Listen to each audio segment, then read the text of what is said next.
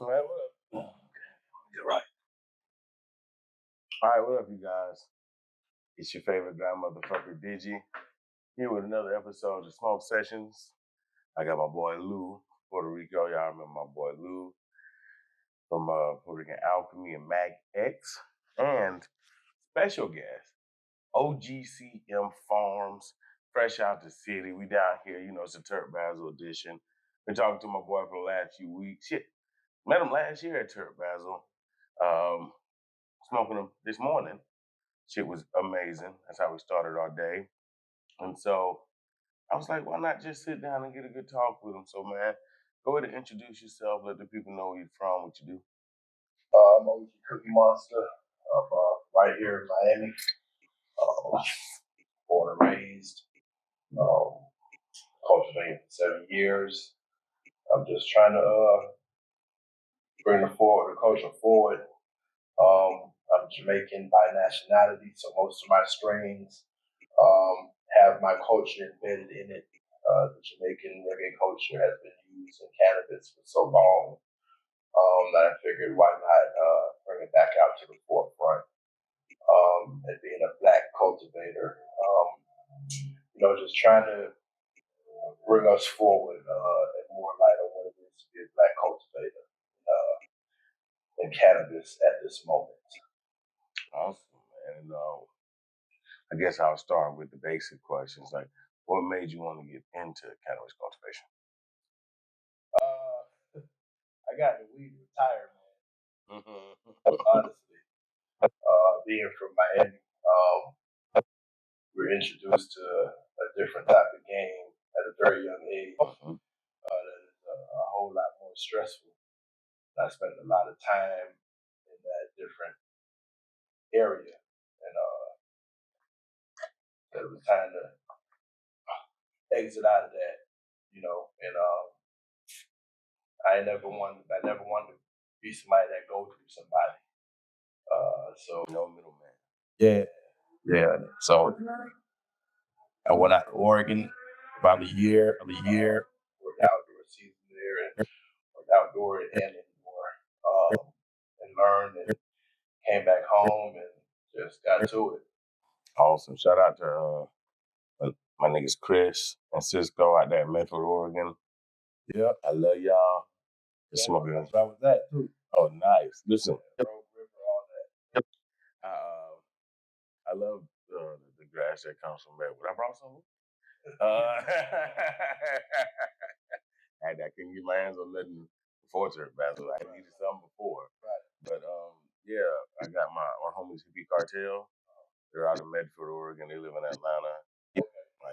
He's supposed to be here with us. It would be awesome if he was here to meet you. Y'all can talk because he still has a house in Medford. Okay. So it's a small world, bro. Yeah, I still got some very good friends out there. They're not really on the gram too much, but oh yeah, none of mine on the gram at all. You shout out to James Street Park. That's my partner, man. I did some things together out there, man. So I shout them out, man. Yeah. The Medford boys are all about the plant. They don't give a fuck about cannabis community, fuck all that shit. Nigga, they are like cannabis. That's it. I just want to grow. Players out there, man. They outdoor, man. Shit on a lot of shit, nigga. I mean, the way it look, I didn't talk the way it smoke. This should be beautiful. I go back to people on outdoor versus indoor all the time. People shit on outdoor, but outdoor done right is way better than any top tier indoor. Because the sun, there's certain things that the sun brings out in the plant that we can't replicate inside. No matter what kind of spectrum you have, no matter how you do, you might run LEDs, DEs, you have new LEDs, far reds, and we can't replicate what God has done. I got uncles that are Rastas, and they won't smoke my weed because it's growing indoors. They don't believe that that's the way God intended it. See, that's why grow in Alaska. 24-hour sunlight, baby. Motherfucker be the quickest grow you ever done. But what'd you say you brought for us here today? Oh man, it's just a hash hole that Mike Test One has putting up for us last night. So we got some bag juice mixed with watermelon flour, and then we have peach Skittles hash rosin from my boy Vanity with 365 Cannonball. Oh, you're nice. They're supposed to be here, but guess they'll be here later. Yeah. Oh, they super tired. MLK, the restaurant down there in the city, so you know they ate pretty good. They might need a nap. Shout out to DJ and them. Yeah. Like, this is nice. You got a nice pause chip in here. All right, let's go. Oh no.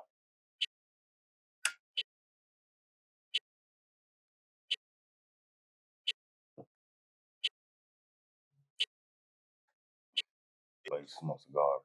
I smoke cigars? Because I used to smoke cigars. Oh, okay. So it's easier to light a hash on. Right.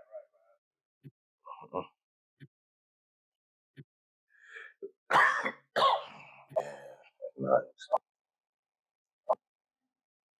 Yeah, I do the mixed flowers. We spend a lot of time doing QC pairing, which flowers go well together and stuff like that. Called flops. Flops, yeah, that's nice. You go to certain restaurants in the hood and shit. They don't call them flops out here. Oh no, that's blasphemy. No. As long as it's good, I don't give a fuck. No, give me my own phone. So you go, that's what I'm saying. Like when MLK today, you talking about on part, I ain't gonna know what you're talking about. It's gonna be a flop. Flop. Yeah. I'm gonna do the Georgia thing too, because golf, PGA, you know. Everywhere else I go, California, New York, all the places, they all come up on apartments like that here. There's only place to come flops. Oh yeah, this is good, man. Yeah. Oh my God. So it's just like I said, it's just more. I'm all about bringing culture forward. So that's just another way I bring Miami culture forward. Yeah, calling them flops, introducing cold drinks. No, for real. Miami brought so much water, and they kind of chill us at this point. But at one point, we had more grow houses here than they had in California. We was finding all of New York hay, sours, all that stuff. They like them. They came from right here. Cubans growing it right here. That's why most of the good growers out in California come from Florida. And it's sad because all you hear about is cocaine, right. Especially in Miami. Yeah. Like in the rest of Florida, like we know Florida's a medical state. We know you got fucking True Lies here. Yeah, True Lies.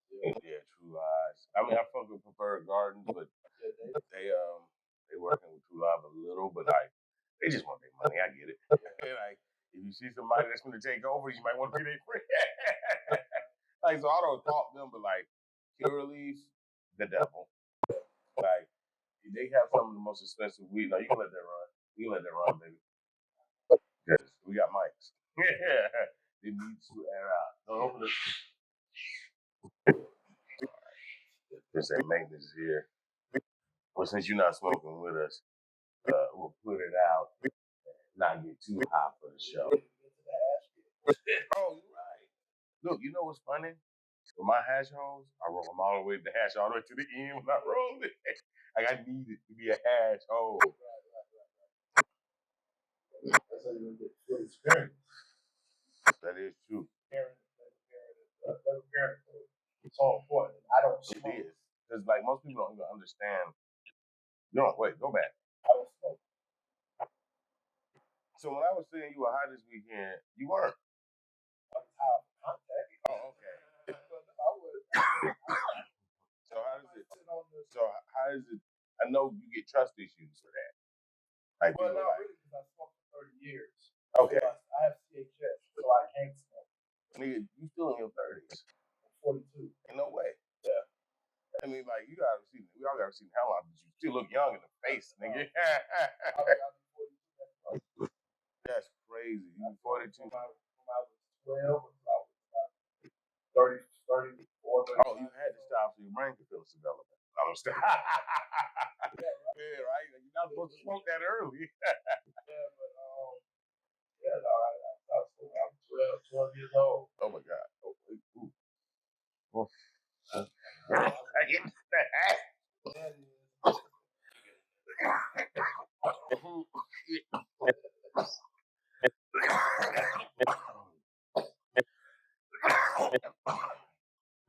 Atlanta's hash hole connoisseur, right? So I snap back into that. But it's crazy. Oh my God. And that's your whose watch is that again? That's from 365, right? Yeah, the Boston 365. Yeah. Watermelon tea and the actual mixed together. Grab it. That's a crazy combination. Those parents are great. I want to open my eyes. There we go. But damn, what's the first seed you popped? Shit. I can't tell. What I can do is tell you the first plant I grew was purple candy kush. Oh, you went straight for it. That's nice. God damn. Now, if we want to go back, so I want to say back in 2005, something like that. I was playing around with some shit. I had got a computer. It was like a stealth grow, whatever. It had one little light in it, and I had a AK-47 seed my cousin had gave me that I tried to mess with, but that ain't turned to much nut. Then back in 2011, 12, my cousin's girlfriend had a spare bedroom, and we was trying to do some shit. We had got about 5 or 6 Home Depot 5-gallon buckets, and we put them in a circle. We had one single ended light hanging down from the middle. We tried to do something that ain't doing nothing. I was like, man, fuck this thing, man. I'm doing what I'm doing already. There was just some side project type stuff I was trying to do, but yeah, I took it serious. About 7 years ago. I was like, fuck it, I need to get out of that and get into something else. And you went straight professional, and I love that. Like you going none of the fuck the trap shit. No, I mean, I did that for so long. Yeah, like that's what I'm saying. Like eventually you gotta if I'm gonna be in this, I'm gonna have to go corporate. Like not corporate, but I'm gonna have to go professional. I mean, it was even a little while before I got on the internet and stuff with it. I was just messing around in the neighborhood.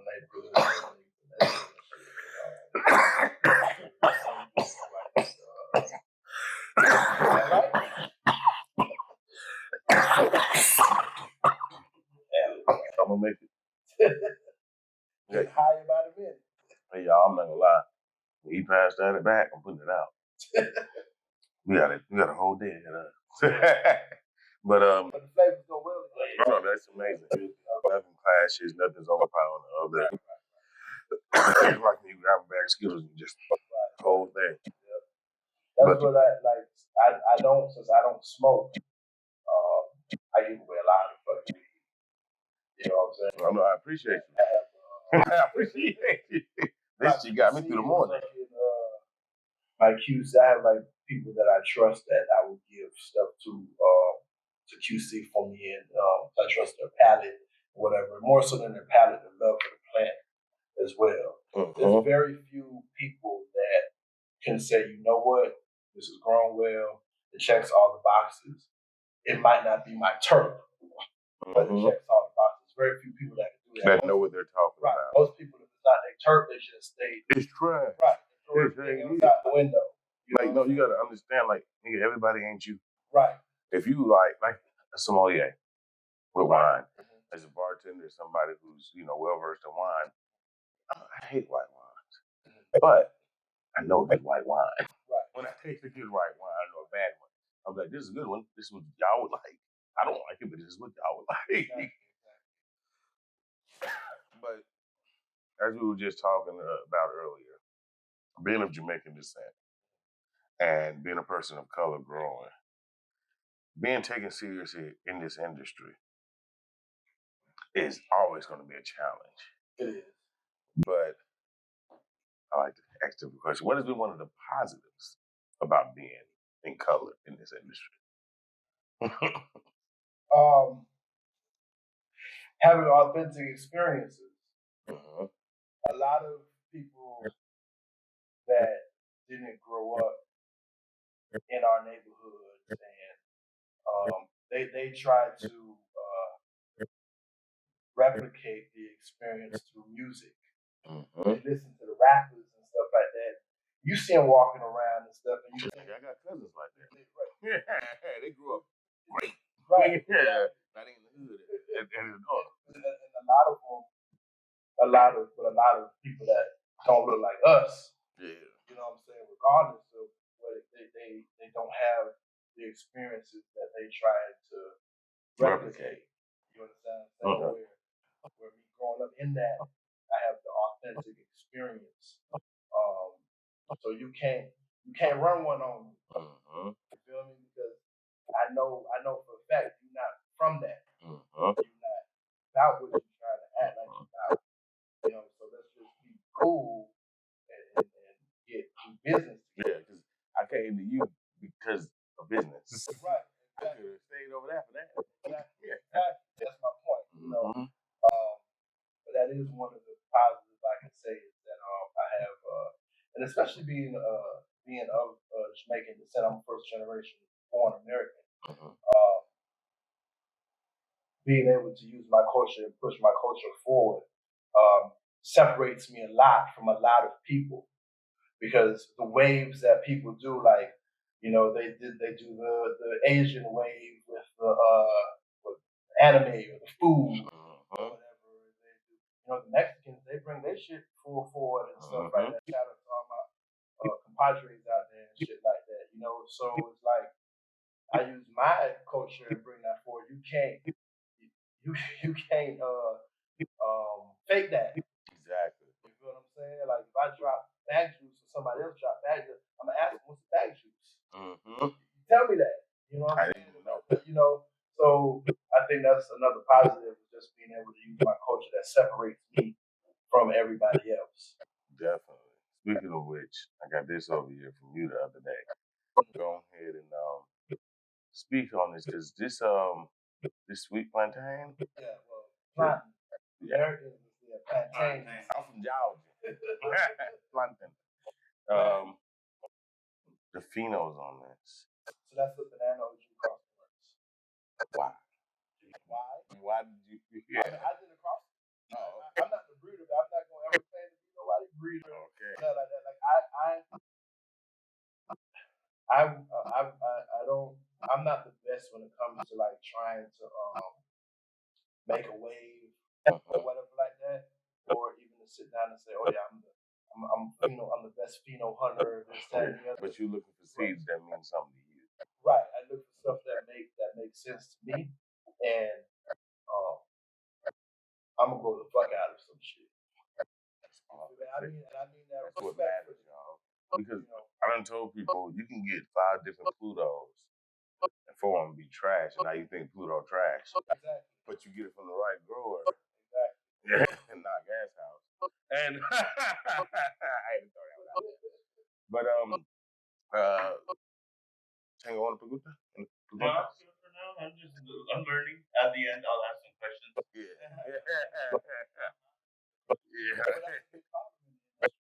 Like let's say RS11. RS11 has. Oh my God, it's so difficult to grow. I just had one give up the ghost on me, bro. I was trying to grow some RS11. It was so stubborn. Yeah, but it's I had RS11 and I called it June Plum. And as June Plum, people love it. You can't tell them it's RS11 though. Because I put the actual genetic breakdown. I'll tell you what that is, but I'm not going to tell you it's RS11. You got to be versed enough to know it's RS11, because people won't like it if I tell them it's RS11.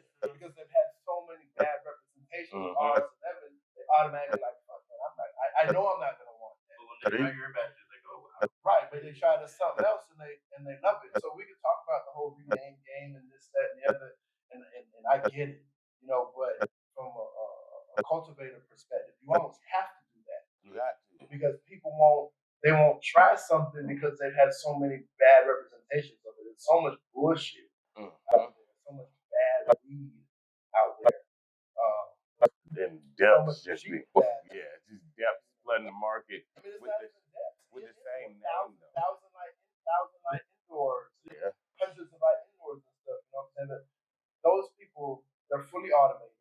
You know what I'm saying? I don't care what name who partnered with them, what big brand that come from the street that used to be something, you know, and they went corporate and shit like that.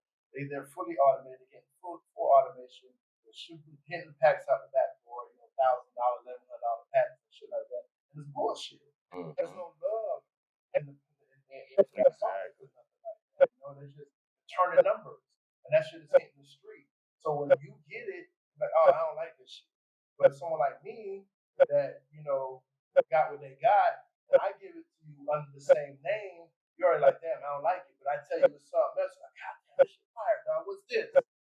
You feel what I'm saying? So Like, bro, it's just an RS11. right. And you know what's funny? Being in the deep south, because you know, Florida ain't part of the south. Yeah. Definitely not. Well, not Miami. Yeah, you got Miami and then you got Florida. It's some rednecks. Don't get me wrong. In Miami, it's some jacked up trucks, but for the most part, so basically, what I'm saying in this, for the white boy. yeah, RS11 is new to most of the South right now. Yeah, like people will be like, "What's that?" And I'm like, "Oh, I keep forgetting because these people, a lot of people just smoke. They like, they know 5 or 6 strains. They like, oh, okay, fancy name. They're just gas to me." And the majority of the South. I'm not saying all of it, but a lot of strains that a lot of heads and cultivators and people who are around the plant more are tired of is now being introduced in the hoods, in the rural areas. The only people that probably had it is like any white boys who go to festivals, or who have friends who live in Colorado and stuff like that. But for the most part, like even to me, like I think I heard of RS12 maybe a year and a half ago. I smoke. I be around stuff. And I think that's the disconnect, especially in the South when it comes to cannabis. It's gonna be late if it ain't rapper weed. Most rappers is trash. Super trash. You know, them boys, they smoke with given to them. Yeah. You know, a lot of times rappers come down here, and I know I'm real close with some big security names out here and stuff like that. They introduce me and stuff, and they be like, "Oh, but what you gonna give me for a shout out? I don't need your shout out. Okay, I need your money." You sitting down there rapping about how you trapping this, that, and the blah blah, but you coming to a nigga that's really out here. You talking about what I'm gonna give you for a shout out. Look, they do that at my events all the time. That ain't gonna make me no money. I'm gonna come through, just give me some weed. All right, Leland, Lamborghini Leland. Right. And it's annoying because like I really don't need you in my event. I really don't need you to have my weed. Like spend this money. Spend the money for my vendors. I don't have these vendors here to give you free nothing. Right. But the thing is, if more vendors were like that, then I think that the attitude as far as them around weed would change.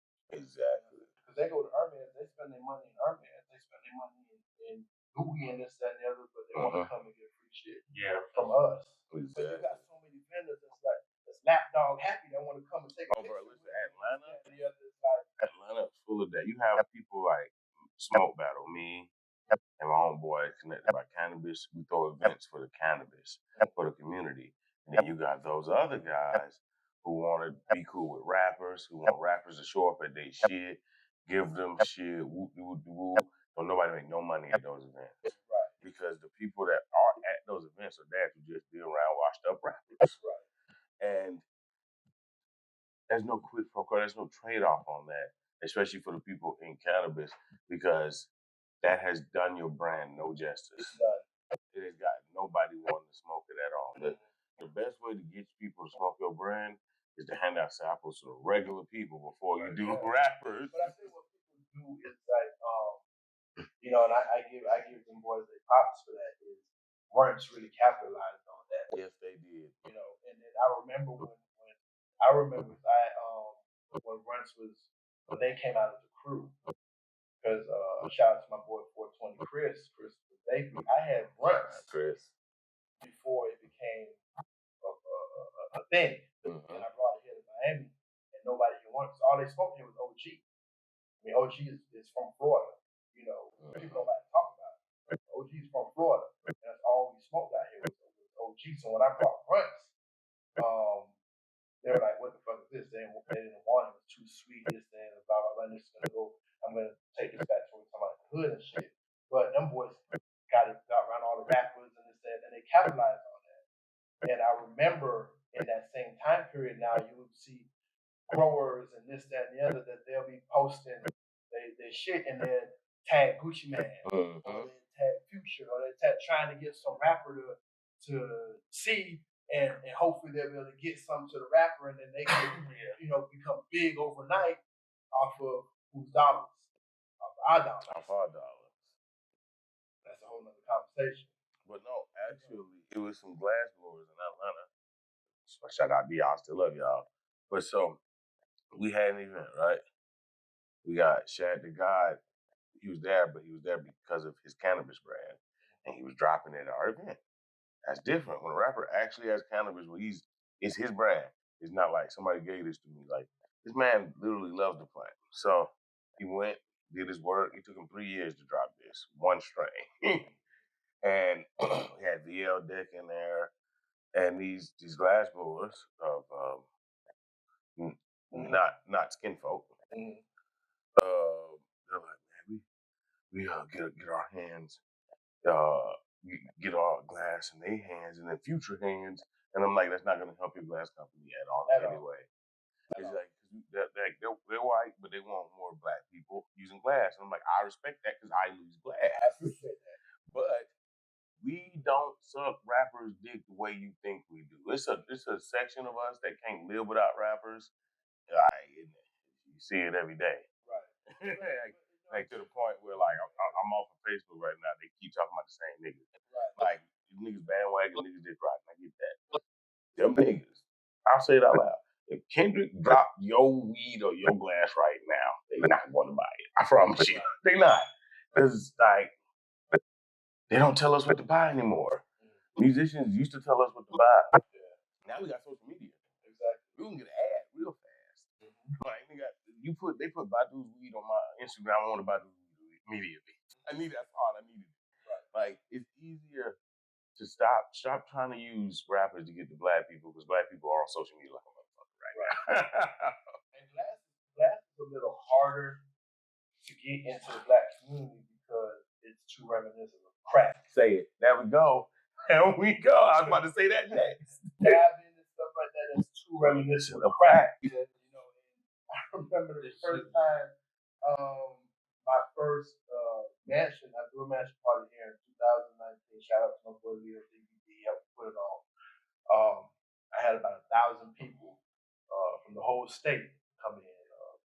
Fucking Duval all the way down came in and they had some dudes that was setting up dab station.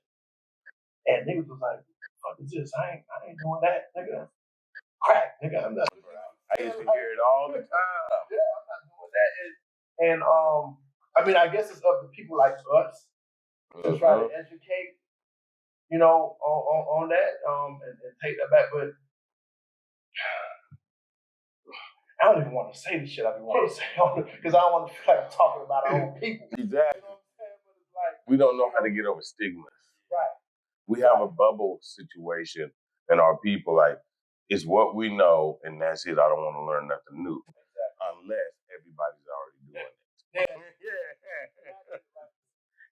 If I'm late to it, I'm cool. Right. But once dabbing, everybody's walking around with dab rigs and puff cones at street lights, then niggas gonna be like, shit, what's that? Yeah. Just like Tamagotchis. Digimon, the white kids run around with them first. Yeah.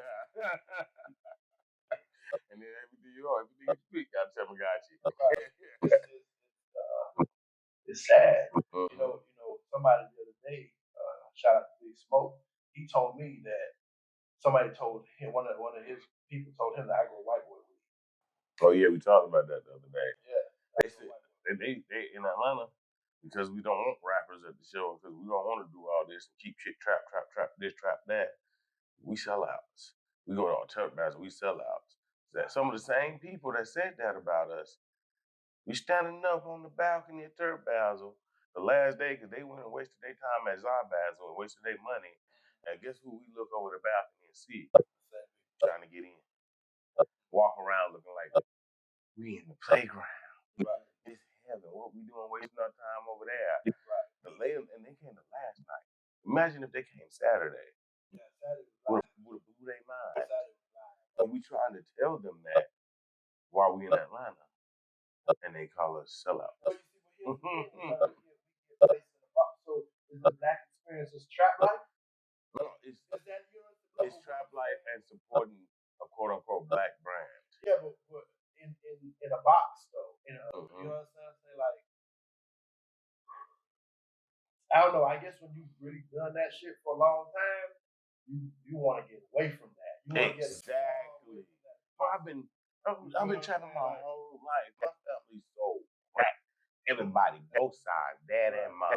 I'm tired of seeing my brothers, my cousins, everybody go to jail. I've been trapping, taking risks my whole life.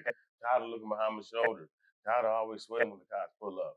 And if I can go do this shit in a legit space, and I can get other black people to do shit in a legit space, I feel so much better about myself because I got you out of a dangerous situation. Right. But just because we do have a dick ride celebrity problem. Don't get me wrong. Like you said, with the rappers coming, they want to get weed to the rappers. They also dick ride with who appear to be big black businessmen, but like with Gas House. And man, the Gas House has done nothing for any of these other vendors. They've not stuck their neck out for anybody in ways to have you to stick their neck out for them. And because we choose to not participate with Gas House does not make us sellouts. Because at the end of the day, we're still black cannabis ourselves. Right. I'm still black cannabis. I'm not just somebody you dick riding. Right. I'm somebody that's trying to help you understand that you're just as big as them. Right. Or could be bigger. Because you actually love the plant. You care about the plant. It's too many people in black trap shit and black weed shit that ain't in black cannabis, if you get what I'm saying. No, I get it. And I don't know what's going on with that. Like, I know Felix. Yeah, me too. He called me when he came to town. Obviously, they got 2 spots down here. Mm-hmm. And we spoke. You know what I'm saying? And last year we spoke. Around turn. Yeah, we hosted that event last year, and that's what there's nothing personal with him. It's the worship. If I choose not to participate with him, that means you have to hate me. Right. That's all I'm saying. And I don't think. Like I said, I don't know what the situation, but he sat me down. He's like, let's work.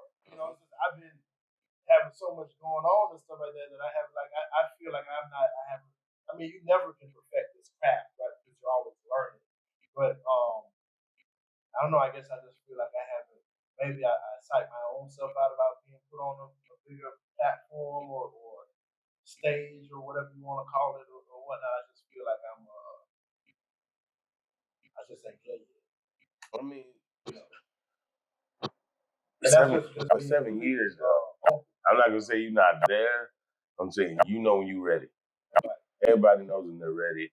Everybody knows when they got to the point where they want to get at. You're having fun right now, and you don't want to stop having fun because once you take it to corporate, it's work. It's work again. Yeah.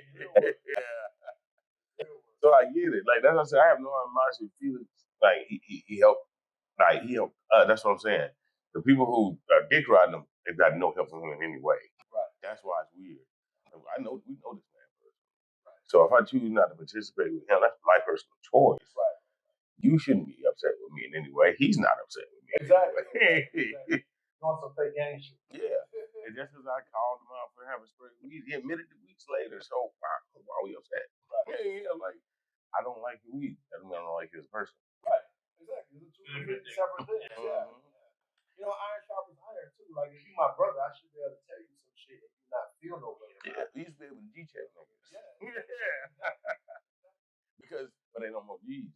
Niggas be checking niggas over pussy shit. Like, bro, what are you mad about that? They're like, let me tell you something. This weed shit, man. It's I always chuckle to myself when I say I got just retired because I've had more problems with people in this weed shit that they want to be. That I never had no problems with niggas that was really like that in that other playing field. So it's just like it's it's so funny to me. I look at niggas, I be like, man, like you really not what you want to be. Still on the porch. And you know, like, and growing up, I tell people this all the time. I mean, yeah, shit changes over time, but the weed man was the weed man. You was not the dope boy. Nobody looked at you as being the dope boy. Nobody looked at you as being a trapper. You were the weed man. That's So two now different somehow niggas. this shit done fit, I guess, because they ain't making crack no more. You know what I'm saying? And you know what? That was my thing too. Like I said, I come from a crack selling family. Right. Everybody insane in my family. Mm-hmm. We don't care. I got beefs. I ain't never gonna squash. Right. When I see them, I could risk all this podcast shit. That's why I'm going home. But I sold weed in college and a little bit after because it was the comfortable thing to do. Right. I don't have to watch my back. Like, I could get robbed. But then, like, it's cheaper to go re up on some weed again. Like, I got that robbed and get my money up. Go re up. It's different because, like, okay, I grow weed. So if I give you a pound and you run off on a pound, it's like, all right, I'm gonna grow it. I'm 42 years old. I'm not gonna chase you down. You feel what I'm saying? But back then, you know what I'm saying? I ain't make bricks. You had to get that from the guy. So if I gave you a quarter key, you ran off on that nigga. I gotta come see you. I gotta come see you. I need that. They don't understand. You know what I'm saying? Yeah, like, you shoot niggas over $100, that's wild. Right. And you ain't even really about that life, because once you really in them cuffs, you gonna start crying. Yeah. You know what I'm saying? So it's like the weed. I think what happened was, and I've seen it myself with just here and the cultural shift.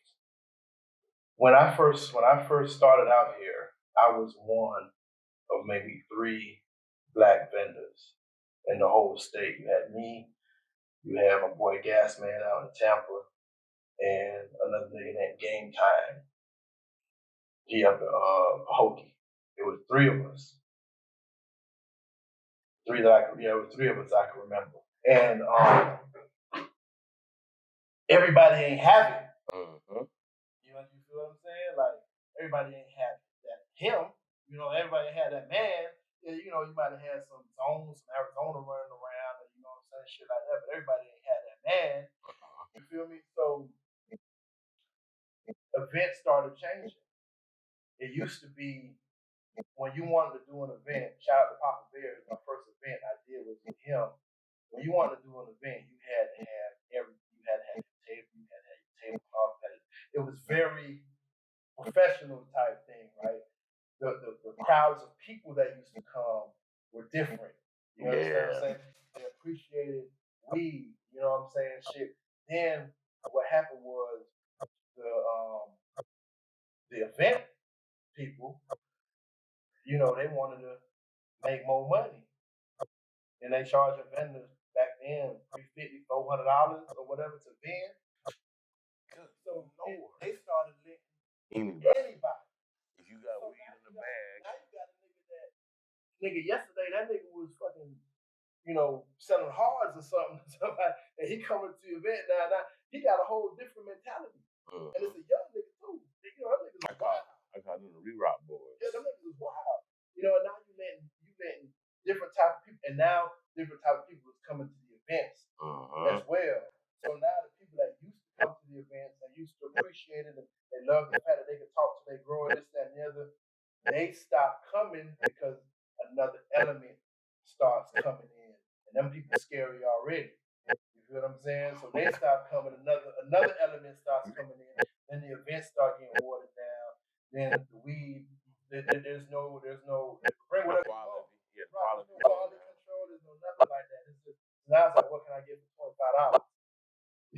You feel what I'm saying? And then the type of it. So now is the people stop going to the events, and someone like me, I'm not going to an event. If it's not like church basketball, I'm not going. Yeah, and I don't have no plan for that. Like, we are smokers. Yes, I don't smoke, but as smokers, you still are a person. You still like experiences. You still like art. You still like music. You still like going to nice restaurants. You still like going on boats and this and that. You just want to do it and be able to smoke and nobody fuck with you. Exactly. Don't want to go to no trap shit. I don't want to be nowhere with niggas got on big ass fucking chains. Well, that was the beauty of Turk Battle. And I give them that, is that you had so many people from different walks of life. Yeah, you had the niggas with big ass chains. You had the hip, you had the heads. Right. Nothing but positivity. No problem. The love crew. That's what I call it. Vibes was good. Everybody was fucking with each other. Nobody. A heroin dealer could walk in the Turk Battle and be like, "Boy, it's fun in here." Yeah. He'll be happy as fuck. He'd be like, "I can relax." Exactly. I can relax. That's gonna go down at all. But I said all that to say is that the whole weed industry as a whole took on that same mentality. It's like these niggas started growing so much, especially COVID. You had people that had got out the industry when fucking PAX was $4,000 and $5,000. Bullshit. They decided they wanted to fire up 100 lights, 200 lights, this, that, and to try and capitalize on that. They just started selling weed to anybody. So any and everybody got fucking weed. And everybody distro. Right. But nobody has education. Exactly. Nobody's able to tell when people come and be like, "Oh, what's the best shit you got?" I said, "Nigga, you asked me the wrong question. You need to ask the trapper that. He'll tell you what the best thing is. Tell me what it is you're looking for. Exactly. What kind of flavor you looking for? What kind of effects are you looking for? What you like to smoke? That I can direct you. Everything is fire. But what you might think is fire, he might not think is fire, vice versa. Everything is fire to somebody. So that's the wrong question you ask. But because there's a lack of education, especially in our community, where it comes down to this, we ask the most basic shit, and niggas don't care. Niggas want the cheapest way to get high. And that's what I made a post the other day, is that this is how crack was. Niggas couldn't afford cocaine. They want the cheapest way to get high. Well, you just said something there. So you got crack. You got crack? Because I can't get cocaine. Right, I can't afford cocaine. Especially back in the 80s, like it was at its peak. Exactly. You know what I'm saying? That's what I tell people, like when they be like, but a $5 rock, a week down here, I don't know what y'all doing in Georgia. Down here we got 2-3 cent rocks. 2-3 cent. Ready rocks. Yeah, half for $2.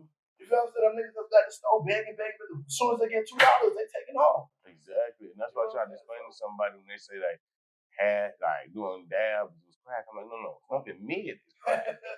Because it's just like, quick fix. Like, right. It's the quickest way to get high, but that just like a crack high is so short. It's so short-lived. Okay, so you bought an eighth for $25, but you're gonna be high for 30 minutes. Then you're gonna go spend your other $25 again to go buy another eighth. And you're gonna tell me that the $60, I'm gonna sell apes, but one of my guys sell you a quarter for $120. You're gonna tell him that that's too high. If you're gonna smoke a joint out of that, you're gonna be high for 2 hours. 2 hours.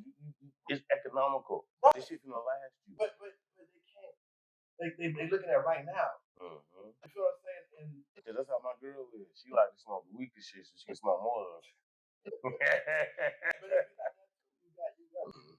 had niggas tell me straight up, "Hey man, like I like to smoke, so I can't afford that because I'm gonna smoke through that. It's not even about being high anymore. Exactly. It's just this, like cigarettes, like cigarettes." And I used to be like that. Now I'm like, if I hit something strong, then I'm pushing the bowl away. Hey, I'm back on the editing videos. You know what I'm saying? Good at that point. Like it's just like in our community, man. And I wish that people cared more enough to care.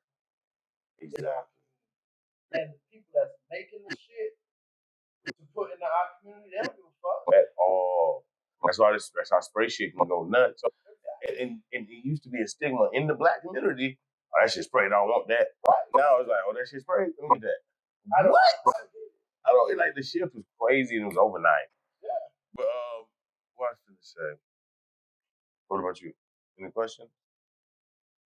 I'm really fucking high. But before we get out of here, I really want to lean on one thing. But I'm high, I forgot it. No. As we were saying, like when it comes to the cannabis and just wanting a quick fix and quick high, I realized something. We follow more cannabis pages than the average black person does. They're not really aware of what's going on in cannabis at all right now. They have a small inkling, but they don't understand the boom. They don't understand things like Turk Basil exist and shit like that. And if they did, they stop getting the real estate license and start getting the cultivation license. So, like, as far as trying to spread the info, the knowledge of what's going on in cannabis right now, how do you think as black people who already know we can implement that? Honestly, I think what it is niggas like free shit. Sure. And I really think what it is for people like me and yourself and other black cultures to go back to our neighborhoods, you know, and put on a workshop or something like that and just give them, hey, like, this is what quality is, and this is what this does to you, and this, that, and the other, and just try to bring education. The people that want to know will know. Like, there's an element of people that it don't matter. You know, they don't give a fuck. It's like that nigga that sell at the store all day trying to get $2 to buy a 211. You know what I'm saying? He just wants to get drunk. Yeah, he don't give a fuck about the rest of the day, nothing else. He just wants to get drunk. Like, you know, so we're gonna have a part of our community, unfortunately, a very big part of our community that they don't give a fuck. They just want to get high. Yeah. You know, and that goes back to the cheapest way to get high. Like, there's levels to everything, right? So, a nigga that spends $40 for a bottle of Hennessy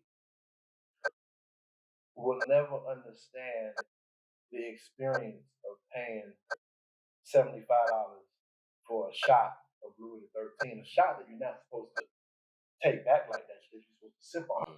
Neat. Right. They'll never understand, because the point of that is not to get drunk. It's to have the experience. It's to have your drink. Right. Not to get drunk. Yeah. Like, you know what I'm saying? Like, it's like weed is an experience. You know what I'm saying? So it's like,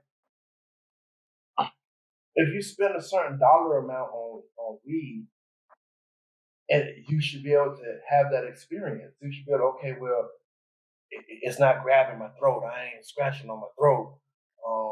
You know, flavor is there on the inhale, on the exhale. It's still sitting in my palate pause.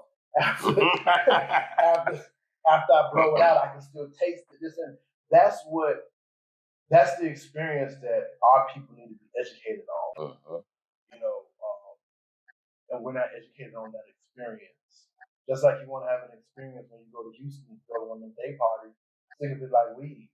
The weed is like that. You want to have an experience. You want to have a nice, you know, when you have experience with ambiance and this, that, and the other thing. Think of weed like that. You know what I'm saying? You want to be able to open that jar, shit hits you.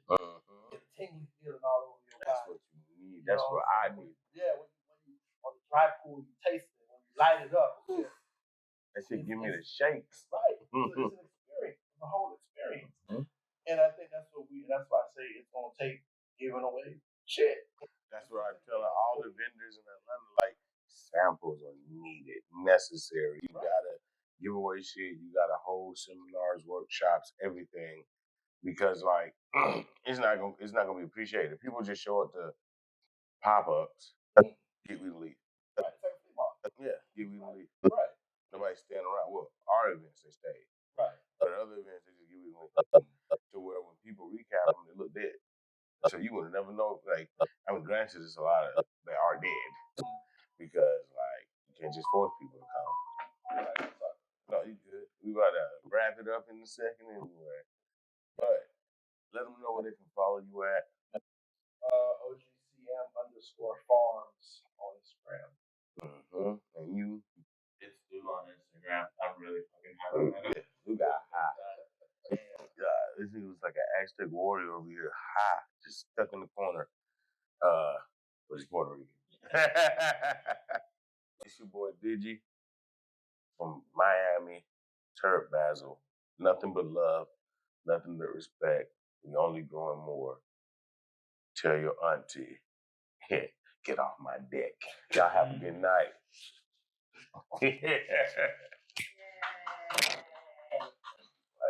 Damn, that house show kills me, yo. That's why I had to put it out if I was gonna keep asking. That's why I have to be on my I felt the stomach just going, I was like, oh no, let me just be focused right here. And then I was